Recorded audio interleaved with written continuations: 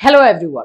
NIOS DElEd को लेकर के बहुत सारी चीजें जो है चल रही है। 5 तारीख को सुनवाई नहीं हो पाई, इससे जो एनआईओएस डीएलएड को सक्सेस नहीं होने देना चाहते, नहीं चाहते हैं कि एनआईओएस डीएलएड मान्य हो, वो काफी अग्रेसिव भी हो गए और ये भी बोल सकते हो कि बाकी बच्चों को डाइवर्ट करने भी लगे, भड़काने भी लगे, जो उनका काम है।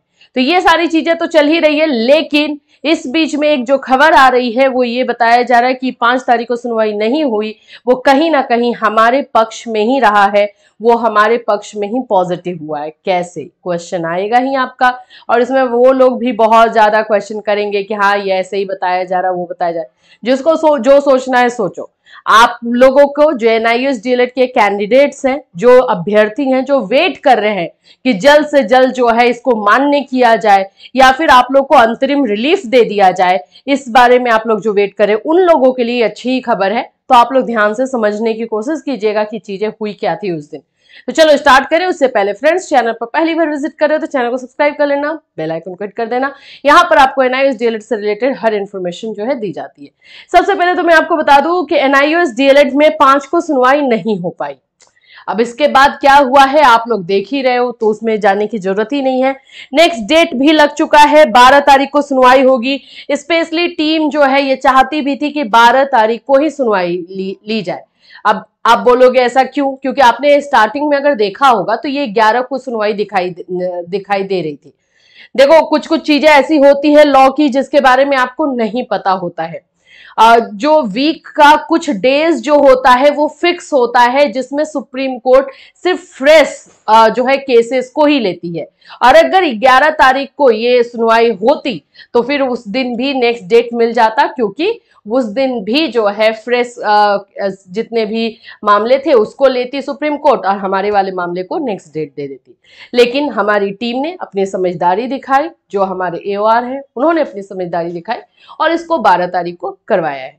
अभी ये फाइनल हो जाएगा जैसे जैसे सामने आएगा डेट, और जैसे जैसे जो भी चेंजेस भी होंगे अगर, तो हम लोग बिल्कुल आपको इन्फॉर्म करेंगे। तो फिलहाल का आप यहाँ पे टेंटेटिव डेट जो कंप्यूटर जनरेटेड होता है वो आप यहाँ पे 12 तारीख का देख सकते हो। जैसे ही कोई कंफर्मेशन इसको लेकर के रहेगी डेफिनेटली हम बताएंगे, ठीक है। तो 12 नवंबर को आप लोगों की इसकी सुनवाई होनी है। यहाँ पे आपको लिखा है नॉट टेकन अप, 5 को नहीं सुनवाई हो पाई, रीजन क्लियर बता दिया गया है, अब इस पर बार बार जाने की जरूरत नहीं है। अब बात करते हैं कि कैसे ये हमारे फेवर में रहा कि 5 को अगर सुनवाई नहीं हुई तो हमारे फेवर में कैसे रहा। क्वेश्चन जरूर करोगे ही करोगे, और जो भड़काने वाले लोग हैं वो लोग तो जरूर जानना ही चाहेंगे। देखो, हुआ ये था कि आपको पता है कि सीबी शर्मा जो है इसमें उनको भी लिया गया है, और सीबी शर्मा जो है आउट ऑफ इंडिया थे उस समय, वो यहाँ पर थे नहीं। मैं आप लोगों को जो है इसका भी प्रूफ दिखा दूं, नहीं तो बाकी उंगली उठाने वाले लोगों का तो काम ही है वही। ये आप देख सकते हो, ये जाकर के आप इसमें सुप्रीम कोर्ट के साइट पर भी जाकर के देख सकते हो, कोई भी चीजें छुपी हुई नहीं है। तो यहाँ पर आप लोगों को देखने को मिलेगा, जैसे कि मैंने आप लोगों को बताया है कि वो जो है नहीं थे उस समय इंडिया में, मतलब यहाँ पर नहीं थे, जिसकी वजह से उनका रिप्लाई नहीं लग पाया था। 4 तारीख को जो है वो वापस आए हैं, तो इनका जो है आप लोगों को दिखाई देगा कि 6 तारीख को आपको यहाँ पे दिख रहा है ना, देखो, तो यहाँ पर आप देख रहे हो कि इन्होंने रिप्लाई किया है 6 को। तो ये जो रिप्लाई इसमें लगाया गया है वो जाहिर सी बात है 5 के बाद लगा है।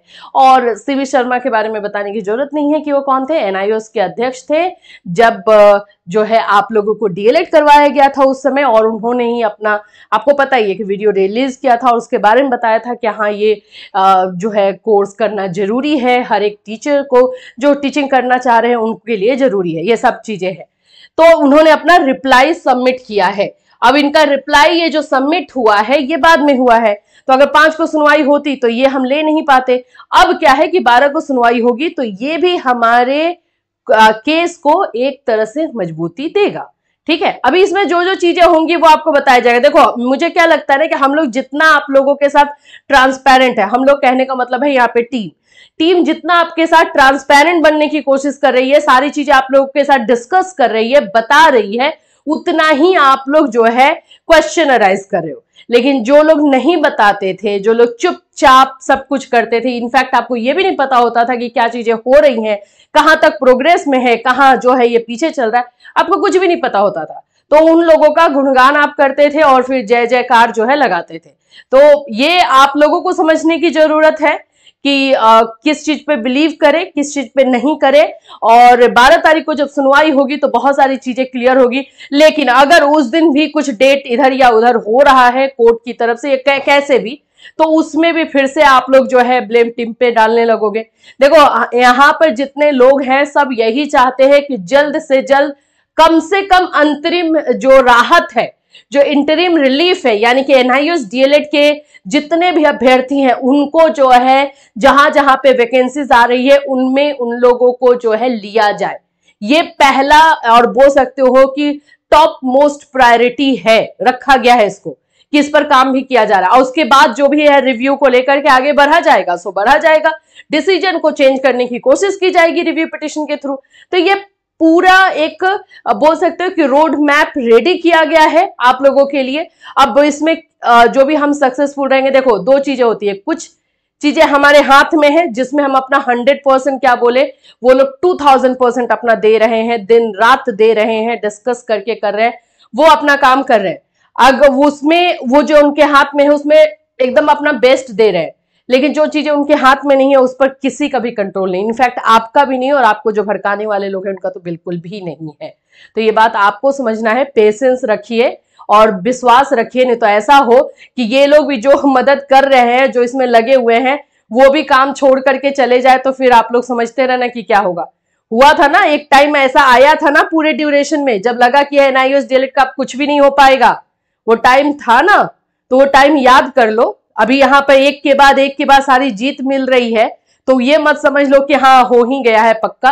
तो आपको एनकरेज करना है, आपको बोलना है कि नहीं हम आपके साथ हैं, बिल्कुल लगे रहिए, जो भी चीजें होंगी आप हमें बताते रहिए, इन्फॉर्म करते रहिए, बस यही आप लोगों को चाहिए। और क्या चाहिए, वहां पर जो चीजें होंगी वो आपके साथ शेयर कर दिया जाएगा, तो क्लियर रहेगा आपके साथ भी कि हाँ ये चीजें हो रही है। तो अभी फिलहाल एनआईयूएस डीएलएड को लेकर यही अपडेट आई थी जो कि आप लोगों के साथ शेयर करना बिल्कुल हमने जरूरी समझा है, और आप लोग इसको समझ के लो, अपने फेवर में लो, ये आपके ऊपर है। इससे रिलेटेड कोई और अपडेट आएगा तो डेफिनेटली हम आपको अपने चैनल के माध्यम से ही इन्फॉर्म करेंगे। Till then take care everyone.